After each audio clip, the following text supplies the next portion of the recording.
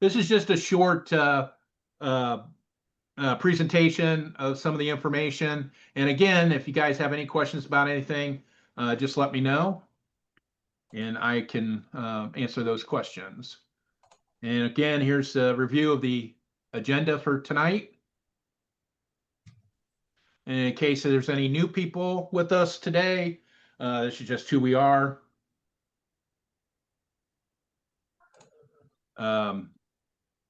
This we were founded in 2018 and we're a chapter, blah, blah, blah. We all know that. Everybody here knows all about that information. And here's the year in review. And unfortunately, you're going to see my notes because my printer decided to take forever to print. We started the year with a meeting about the 10 Commitments and one of our Not a Book Club events, followed by a fall potluck hosted by the Perlmutters. And we took part in a postcard party for the election, a meeting with Sean Nestor, and then we had another pre-Thanksgiving Day social time at the Beer Barrel Pizza. In December, we helped out with the Children's Services gift drive by helping a local family. And due to our great donors, we have had enough cash to support another family in 2025 without asking for cash. So we're going to focus on trying to get gifts this time. We ended in 2024 with our first winter solstice potluck, and our guest speaker was Gloria Steinem. We hosted about 25 people, and we had enough food to feed double that amount. Originally, Ms. Steinem had contractually agreed to visit with us for 20 minutes, but gave a little bit more than 30 minutes of her time and answered a bunch of questions. And thanks to our donors, we were able to pay her speaking fee. The new year brought a new old president and a tax on immigration. And our board member, Derek, gave a great presentation on the history of immigration law in the U.S. We also had another book club and a humanist happy hour. And we had those pretty much every month. I also got to facilitate a workshop for the American Humanists Association in January. And in February, we met in our regular meeting to save democracy. And then we added resources to our website in regards to that.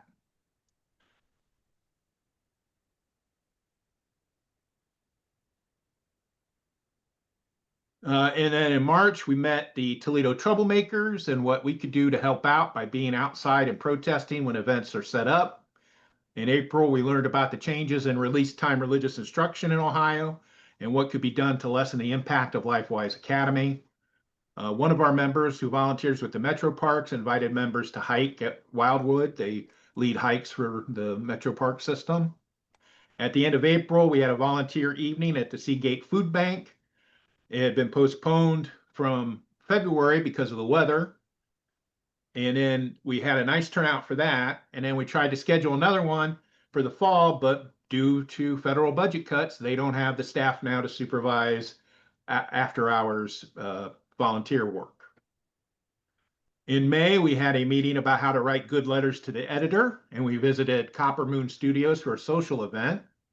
May also saw the first of our quarterly humanist happy times when we meet for dinner at the Fortune Inn restaurant with some excellent Chinese food.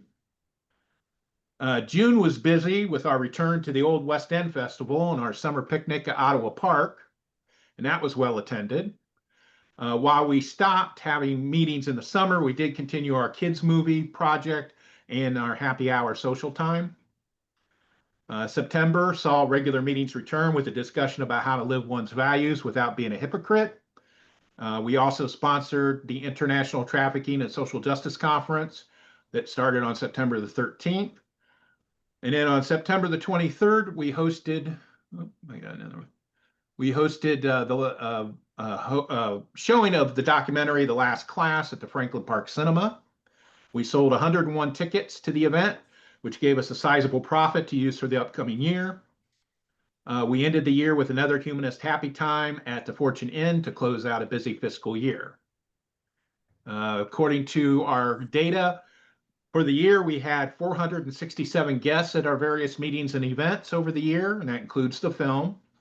And we averaged 12 people attending each meeting and event. So that was the year in review. Any questions on any of that? All right. Now we have our podcast, Glass City Humanist. It was started in 2020. And as of September, we've had 110 episodes with a total of 7,720 downloads. And each episode averages 31 downloads each time. And it comes out every 2 weeks. I try to have it come out every 2 weeks. In the past year, we interviewed Jake Villa, Fish Stark, who's the executive director of the AHA, Nick Fish, who's the president of American Atheists, Andrew Seidel, he's a constitutional attorney, Rachel Lazar, she is the head of Americans United, and our local activist, Sean Nestor. And I just released an episode at the end of last week, so hopefully everybody's listening to it. Hopefully. And we also have a portion of it broadcast on the radio station WAKT 106.1 FM here in Toledo. And I serve on their board. I'm the treasurer of their board. And we get quite a good response from that a lot of times for those episodes. Any questions about the podcast? All right, now we're going to move on to the part that everybody's been waiting for, the financial review. This is the fiscal year profit and loss statement. This is a summary. As members, you have the right to view our books. You just have to make arrangements with me, either come to my house or maybe I'll arrange like a folder or something on Google and give you a password for it or something like that. You can look at the books, but this is the summary and the numbers compared to 2024. We did spend a lot more money. We also took in a lot more money. And so we budgeted for 2025 $1,800 both income and expenses, and we were over both of those amounts, which is good that we were over for both. We had total income of $2,739.11, and most of that came from donations. And for expenses, we had $2,910.08. And most of that came from advertising and marketing. That's brochures, merch, like the T-shirts, when we bought some T-shirts from Juke Mode, things like that. That came from that. The postal also went up this year. The postal rates for our mailbox went up twice, I think at least twice last year. It's now $60 a month, every 3 months. And then the venue rent, we did not spend as much because we didn't have any, like like for the picnic, and donated the venue rent for the picnic. And so at the end, we spent $170.97 more than we took in 2025, which is not great, but it's okay. We are a nonprofit, so we're not looking to make a profit. We want to try to break even, and we were pretty close to breaking even. And then I have a fancy pie chart showing the breakdown. For expenses, again, 32% was advertising and marketing, 26% programming. And then for income, 70% came from donations and 30% was membership dues. And the membership dues was pretty steady. This year was about $800. Last year, close to $800. So that was pretty steady. We currently have 30 paid members. We did have some people that did not renew. And there's some things about there's like a subscription thing with some of the Stripe stuff, and I'm not sure. I don't know if they have not paid or it's going to come later, so I have to look into that. All right, any questions about the finances?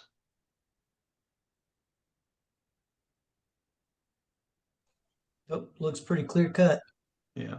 Yeah, I think even with all of the dumpster fires going on, we did pretty good. And a lot of this stuff is like the one-time stuff, like the $500 for the sponsorship for the uh, conference, and I think this counted the $500 that we paid Gloria Steinem is on this one, even though we got the money last fiscal. And our fiscal year is October the 1st through September the 30th. All right, let's move on then to outlook and plans. Of course, we can consider that there's going to be a continued Trump dumpster fire. We know that he's going to be going after nonprofits and other groups that he claims are anti-Christian or anti-religious. We'll also see continued attacks by Christian nationalists. There's already a bill in the Ohio House that got introduced by our favorite Representative Click that would require school districts to teach about the positive impact of Christianity in the United States. And that's House Bill 486. So we'll see more of that. We are going to continue to work with other groups like Toledo Persists, Toledo Troublemakers, and plus any other like-minded groups that we can work with. I also would like to continue to grow the membership. I would like my dream is to have 100 people. That's the ultimate goal is 100 people, paid members. We have 1/3 of that right now. So tell your friends, tell your friends if they're looking for a good place to call home.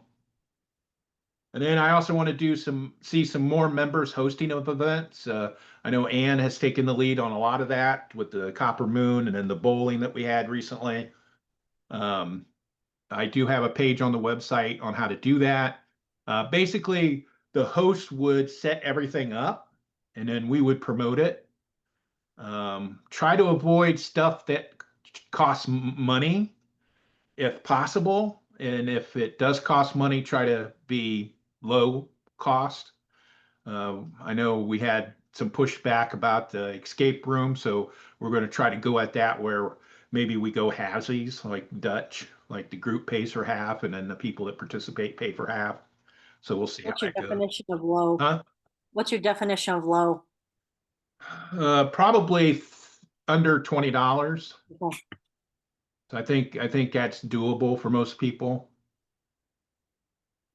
And again, there's probably going to be some times where we're not going to be able to avoid that. So, but that's what I want people to look for when they're thinking about stuff. They can have stuff at home, if they want to have a get together at their house. Like I know it wasn't a group event, but Derek had some people over to his house for barbecue and things like that. I want to see our members do more of that instead of just having meetings every month. And then I want to see growing our donations over the years. I want to get more people to donate either time or money. We always consider time just as valuable as actual cash. One of the things I've been wanting to do is host a science-focused event for kids. And maybe it's something we might be able to work with UT on or something. I think they already host something, or maybe Bowling Green does, I forget. But I'd like to be able to try to do that in the coming year. And that's going to take a lot of effort to set something like that up. And then, of course, I want to see us have more social events, like either the happy hour or going to somebody's house for cookout or picnics and things like that. Any questions about that page? No, I agree. One other thing I think you didn't mention was there's a new presidential action called Eradicating Anti-Christian Bias, which pretty much outlaws atheist groups like ours or non-secular, or I can't even talk today. Non-Christian. Or the white nationalism for non-Christians, so they would automatically consider secular humanists. There we go. Couldn't get the words out of my mouth. As being enemies of the state. Yeah, I think that was the topic of my latest podcast episode. It was, Yeah, it was. yeah, it's a national security executive order. Right. And there's a link to it for the White House, Yeah, eradicating anti-Christian bias yeah. So that's good. because they're so persecuted. Okay. But yeah, and we also talked, Heather and I also talked about having some more like those kinds of events at our place if people would like. We've got that outside fire. We've got a fire pit, things like that. And if there's other members that have things like that, more than welcome. Can Yeah, we like don't have come in. any amenities in our yard, but we have a big yard. So if people brought chairs or something, we could do Yeah, something else too. So I still think it'd be kind of fun to have a Michigan Ohio viewing, game. right. Yes. You wanted to Oh, host that'd be that. great. Yeah, we could put the Ohio folks on the top and the Michigan folks in our den down in the basement. with the lights off, with Look the at the lights look. off. Don't I'm worry. kidding. I think it'd be fun though. Kind of like, Doug, you had that New Year's Eve party thing a couple years ago. Yeah. Thing. Yeah, they're watching the Poseidon Adventure on New Year's Eve. Yeah. That's great. Yeah, and any kind of movie. Yeah, we could do some movie nights as well once they settle down. Yeah, for us, and hopefully. we're going to try to investigate trying to do something again like the last class stuff and Right. seeing if we I could gotta go get figure out that. something Okay. that taken care of for that. Other things that we have planned on tap this fall, again, is the Children's Services Holiday Gift Drive. We're helping out with that again. We have a visit to the UT Planetarium scheduled for November the 7th. I haven't sent the sign up yet, but that will be coming out soon. We're gonna get RSVPs for that. And that costs money, right, Ann? It's like $10. $10, yeah.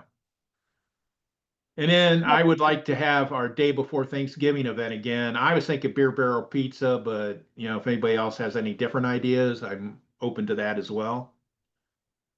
And then the Winter Solstice Potluck is on December the 20th at the Fellowship Hall at the Unitarian Church. And we have our speaker, Dr. Celia Williamson. She originally wanted $2,000 to speak to us. And I said we couldn't pay it, and she changed her mind. So she's going to be. So I want to do some kind of donation to her activities, but it's not going to be $2,000. So that's I would say that'd be a good time, but her topic, her line of work is not a good time. The human trafficking, that's not a good thing, but it's good stuff to hear about. Have we picked a time for that? The potluck? No, we haven't confirmed anything with the church Okay. yet. I mean, only the date. We've only confirmed the date, and it's going to be after 4 o'clock. That's all we have. And then how you can support us. Donate money and/or time to the group, host an event, add us to your Kroger or Walmart loyalty card programs. We just got approved for the Walmart Spark for Good, I think it's called. And so don't have any details on that right now. I have to update the website about that stuff, but we had last quarter from Kroger Cares something like $32. And we have probably 4 or 5 people signed up for it that have us listed. And then again, tell your friends about us. All right. And now questions. Anybody have any questions about the group, about finances, about programming? Anything that you'd like to bring up? Now's the time. I second the beer barrel pizza and grill. I've never been there. I don't. So Yeah, we tried to go to Sean's Irish Tavern one year and it was full up and they wouldn't do any reservations. But Beer Barrel, they've never been too busy. It is kind of loud, but it's not too busy. There's a new thing that opened up on Central Avenue called the Sandbox, and it's Okay. but adults can do it too. And I wondered if we it's only like $12 a kid. And I wondered if we could, host something there for kids to come and play. Okay. You said it's called the Sandbox? It's called the Sandbox. Okay. I'll look into that. That's close to the Fortune Inn, right? Yes, it's right across the street in that strip mall. Okay. All right.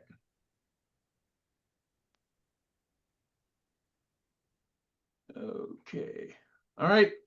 Well, seeing that there's no further questions, we'll go ahead and move on to the election. And again, like I said, we only have one nominee to vote on, and that's my mother, Sandy. I know some people had mentioned to me that maybe there might be some concern because she's my mother, but please don't hold that against her.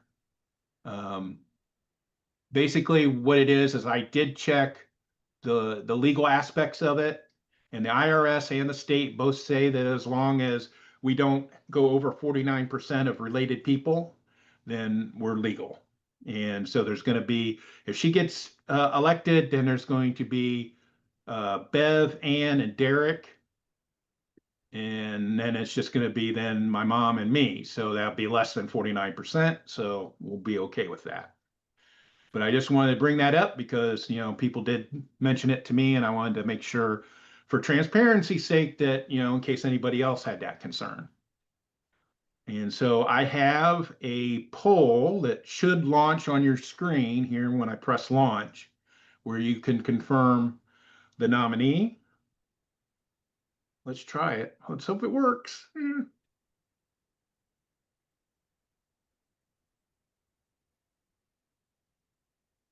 Did it come up on your screens?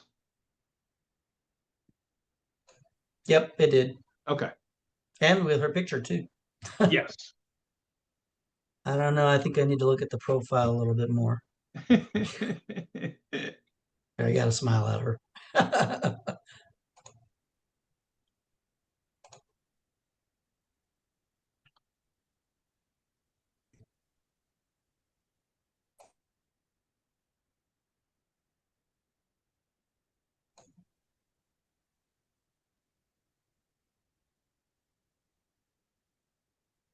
Okay, I think that's everybody. Everybody vote. I think they did. Yeah.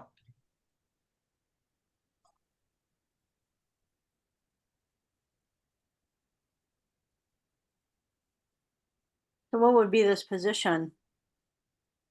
Huh? Is there a specific position she would be? No, just as a board member. It's Okay. just to confirm them as a board member, All right. starting on November the 1st.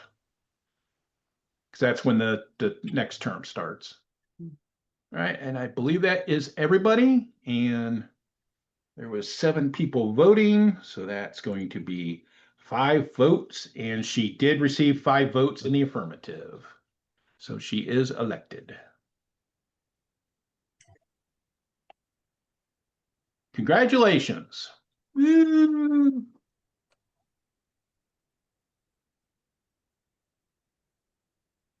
All right. Okay, so now we are at the point where if there's any additional business that we need to consider, if anybody has anything that they'd like to come up with that they didn't mention during the question time, or any comments, concerns. So just a thought, there's, for another option, there's the Pale Horse that just recently, I don't know if it's recently opened or opening soon there, but Yeah, I think it's opening soon. Yeah. yeah. So when it Yeah, does, it might be a possibility at some it's a point. horror theme. Yeah. And the prices actually are on their menu that they're displaying is in the the $10 or less range for drinks and food. So Yeah, I saw that on Facebook. I don't know where it is though. yeah, I don't either yet. I don't, like I said, well, as Doug was saying, we're not sure when it opens yet. They haven't announced. But it Yeah, was I just in, know that they announced that they are going to be opening, but yeah, they haven't right. said when. They're not official yet. All right. Okay, well, if there's no other business, then I will take a motion to adjourn. So moved. All right. All right. Thank you a lot, everybody. I really appreciate that you visited with us today and took care of the business of the group. I really appreciate my members and everybody that helps out, even if you're not on the board, people that come to meetings and participate and listen to the podcast and all that stuff. I really appreciate it. It's really given me, you know, good. Well, maybe that's heart palpitations. I don't know. Anyway, so our next thing, I have a secular advocacy Zoom call next Wednesday. I think it's next Wednesday at 8 o'clock. We're going to be talking about House Bill 46 and some other stuff that's come up. The link is in the events thing. It's I'm having people register. Just you get it. Give us your name and stuff, and then you get the link get sent to you. And then the 25th is the next Not a Book Club with Jerry. It's at Sanger Branch at 10 a.m. I think he said A. I think he's in room A. And the 30th, October 30th, is our next happy hour. And that is going to be at Sean's Irish Tavern at King and Bancroft. Yeah, King and Bancroft. And hopefully they're not playing music bingo or something like that. And we can talk and things like that. So that's everything that's coming up. And again, look at the website. It always has the updated event information. All right. And so we are adjourned. Thank you very much, everybody. What time is it? 7:37. Yep. See you next year. No, see you later. See you soon. See you Bye. soon. Laters.